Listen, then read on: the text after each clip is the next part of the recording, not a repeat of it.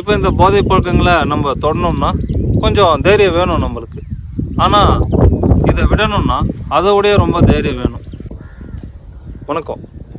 இந்த போதை பழக்கத்துக்குள்ளானவங்கள 99% பேர் நம்ம கவனித்து பார்த்தோம்னா இது எல்லாருமே அவங்க ஆரம்பிக்கும்போது மகிழ்ச்சிக்காக ஆரம்பித்தது தான். எப்போ இந்த மகிழ்ச்சி பத்தலைன்னு நம்ம இன்னொன்று எடுக்கிறோமோ அப்போவே நம்ம துக்கம் பின்னாடியே அதிகமாக இருக்கும். அவங்க இப்போ எல்லாருமே போய் கேட்டால் நான் துக்கத்துக்காக குடிக்கிறேன்னு சொல்கிறாங்க. இப்போது நண்பர்கள் கூப்பிடும்போது மகிழ்ச்சியாக இருக்குது நல்லா இருக்குதுன்னு தான் கூப்பிட்றாங்க. அவங்களுக்கு உண்மையாகவே அது நல்லா தான் இருக்குது. அவங்க அனுபவத்தில் அதுதான் அவங்களுக்கு கொடுக்குறாங்க. அவங்க ஒன்றும் பொய் சொல்லலை. ஆனால் பின்னாடி ஏற்படுற பாதிப்பை அவங்க அறிஞ்சிருக்கிறதில்ல. இதனால தான் இப்போ மகிழ்ச்சிக்காக ஆரம்பித்த இந்த போதை பழக்கம் எல்லாமே துக்கத்தில் வந்து நிற்குது. இப்போ நம்ம இதிலேருந்து வெளியே வரணுன்னா ஒரு முறை இப்படி நடந்துச்சு. ஒரு 1.5 வருஷத்துக்கு முன்னாடி என்கிட்ட 2 பேர் வந்தாங்க. நாங்கள் குடியை விட்டுடணும் அப்படின்னு ஆசைப்பட்றேன்னு சொன்னாங்க. நான் கேட்டேன், நீங்கள் குடிக்கிறத விட்டுடணும்னு நினைக்கிறீங்களான்ட்டு. அவர் ஆமான்னு சொன்னார்.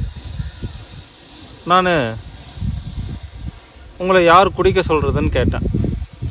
அது கொஞ்சம் நேரம் அவர் யோசித்து பார்த்தாரு. யோசித்து பார்த்துட்டு அதுவும் நான் தான் சொன்னார். இந்த அளவுக்கு உங்களுக்குள்ள புரிதல் இருந்துச்சுன்னா நீங்கள் தாராளமாக குடியை விட்டு வெளியே வந்துடலாம்.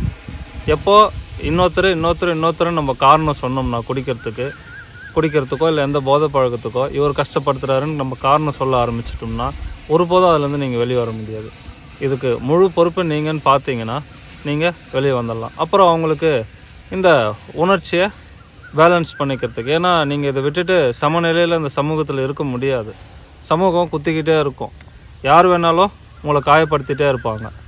இதிலேருந்து கொஞ்சம் வெளியே வர்றதுக்கு அவருக்கு ஒரு சில விதமான சாதனாக்கள் கொடுத்தா இப்போ அவங்க முழுமையாக வெளியே வந்துட்டாங்க.